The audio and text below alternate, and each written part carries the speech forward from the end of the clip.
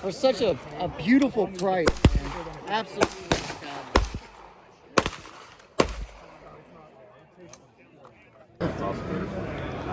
So let me just give you a couple rundowns. First things first, we switched the QD unlock latch protocol to a two-step. Okay. So now you get a push and pull. Just added security there. Some of our guys really wanted that specifically.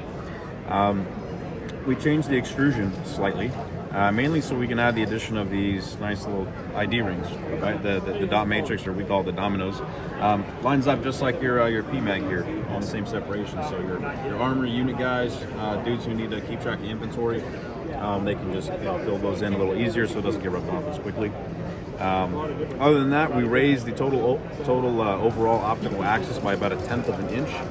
We had a true lower 1/3 for the standard LP1. The updated is slightly taller because everyone's kind of moving in a slightly taller direction and still calling it a lower 1/3. By extension, the magnifier guys are doing the same. So it's like, well, shit, man. Okay, fine, we'll catch up, right?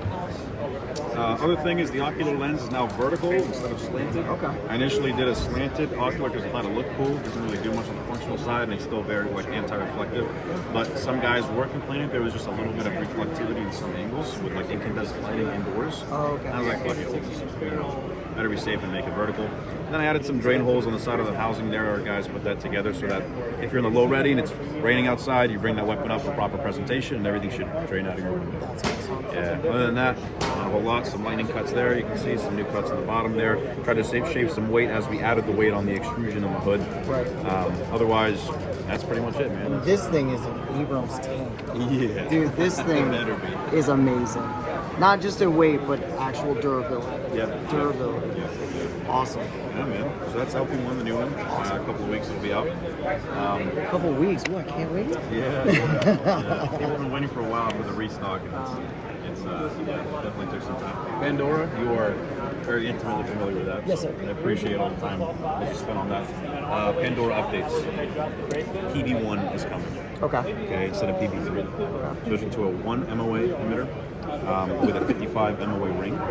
That emitter is coming out of New York, as it is for our newest set of emitters across the board.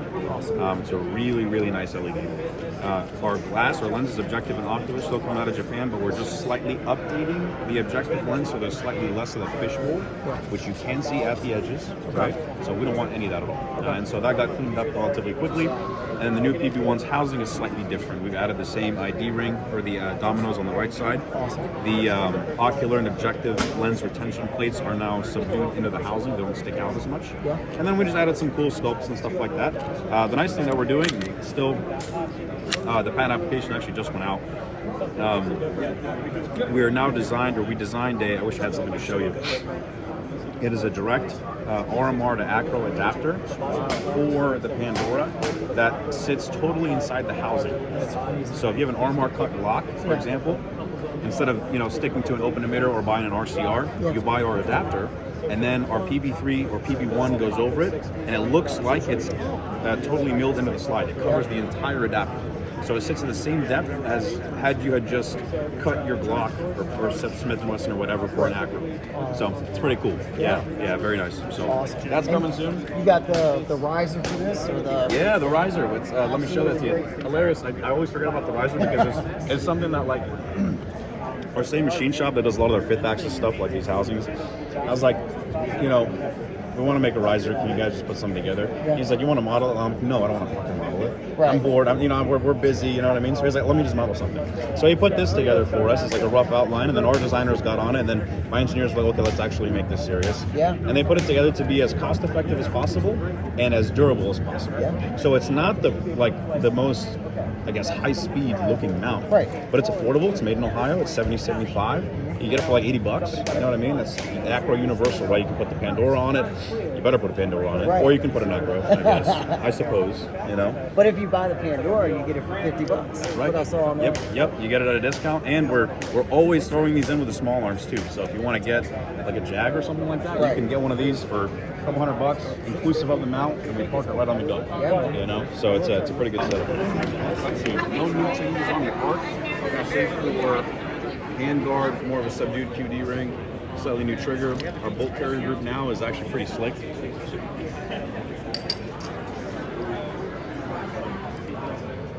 Sand cuts, bro. Oh. Not just sand cuts. Sand cuts are cool. Everyone's doing them. Right. Right. Big thing for us, carrier belly scallops. Ooh. So your 30th round in that magazine, your fully loaded mag, on a closed bolt, dropping it in there is a lot easier with these scallops and the material removed here. That's super smart. Yeah, so it's not, you're not smacking the magazine. You're not fake injecting it and then pulling it back. And Exactly. Yes. Got it. Yep.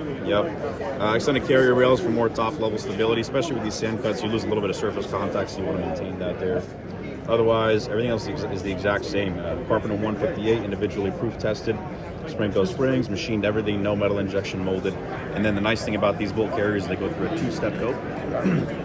Anyone that tells you they got a titanium nitride or DLC bolt carrier, chances are they're not getting all the nitty-gritty on the inside of the carrier, because this is a line of sight coating. Yep. So everything that's on the inside of that channel sometimes doesn't get coated properly. Right. So we two-step it. The carriers, just the carriers, go through gas nitride first, then we blast off the exterior white layer, and then we DLC or tin the outside. So every part of that carrier is protected. So that's why we do that. So, and that's sub 200. Oh yeah. So Awesome. yes, sir. AKs. Let's talk AKs. Let's talk AK. These will be out hopefully next week. We'll be launching them. This is my personal AK.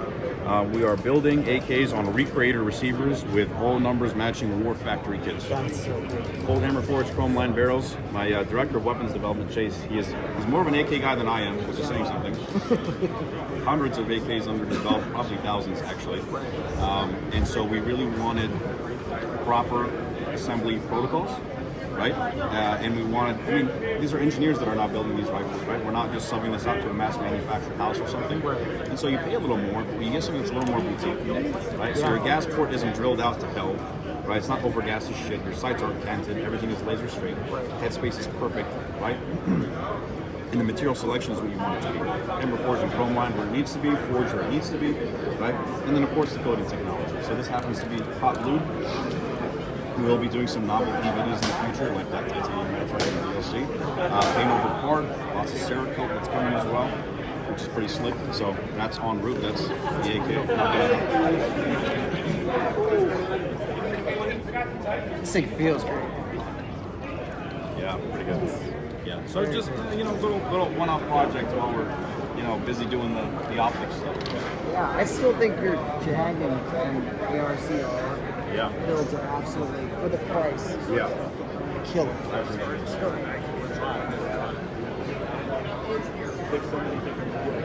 I know. Last thing is our newest Cerakote options for the ARC. We're doing like a mini launch here with Weapon Works this week. March Madness winner? Yeah, March Madness winners. Yeah, so we've got the M81 and Vietnam Tiger Stripers 1 and 2. And then a bunch of other fun designs, stuff like this. Someone through the ringer, most of them are in our coding, which is pretty slick.